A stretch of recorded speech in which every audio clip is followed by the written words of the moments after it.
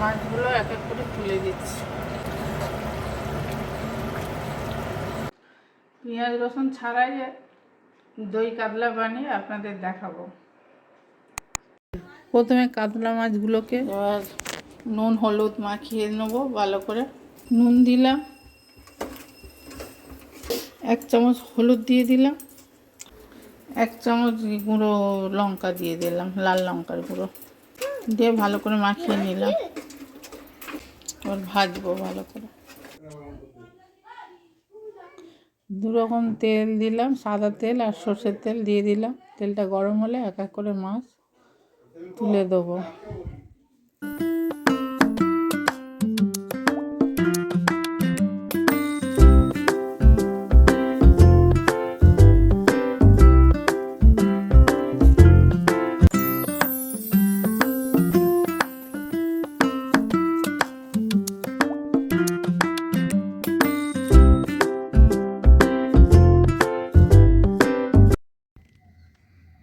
মাছগুলো একে একে উল্টে দিলাম।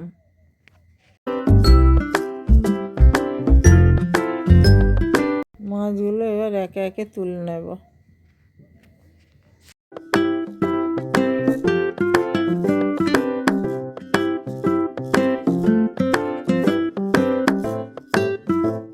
দই 4 চামচের মতো নিয়েছি, 2টো টমেটো গ্রেট করে নিয়েছি, কাঁচা লঙ্কা বাটা নিয়েছি, আদা বাটা নিয়েছি, আর এটা জিরে ধনে মরিচ আরও সব নানা রকম মশলা আছে দিয়ে এটা পিষেছি। আর কাঁচা লঙ্কা ছিঁড়ে নিয়েছি 3টে 4টে, আর ধনে পাতা নিয়েছি। আর আমি বাটা মশলা দিয়েই রান্না করি। গুঁড়ো মশলা হলুদ আর কাশ্মীরি লঙ্কা আর লঙ্কা গুঁড়োটা লাগবে। জিরে বাটার রেসিপিটা আমি একদিন দেখাবো। কাতলা মাছ ভেজে রেখে দিয়েছি। 2 রকম তেল দিচ্ছি, এটা সাদা তেল খানিকটা। 2 রকম তেল দিয়ে রান্না করি। কালা জিরে দিলাম, আদা বাটাটা দিলাম,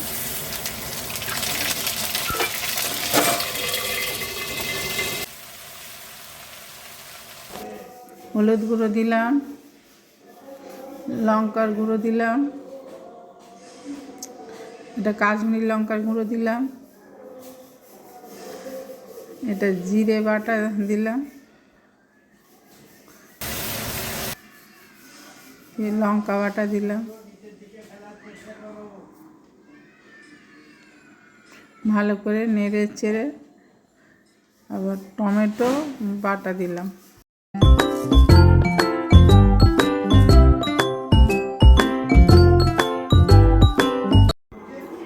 ভালো করে নাড়বো যতক্ষণ না ময়লা থেকে তেল ছেড়ে যাচ্ছে।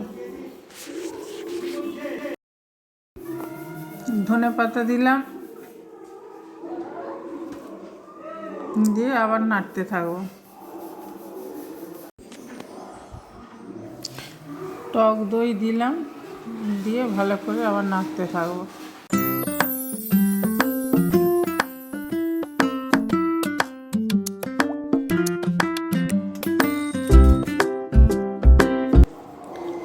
জল ঢেলে দিলাম,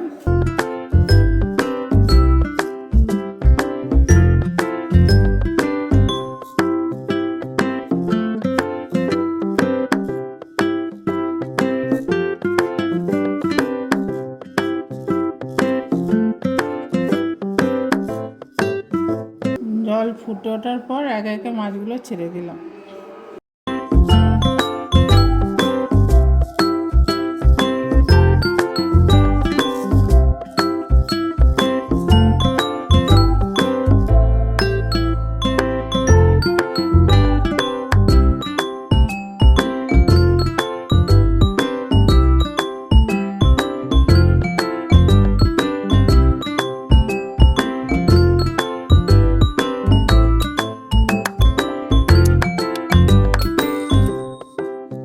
তারপর উপর থেকে আর একটু ধনে পাতা আর কাঁচা লঙ্কা কটা ছড়িয়ে দিলাম।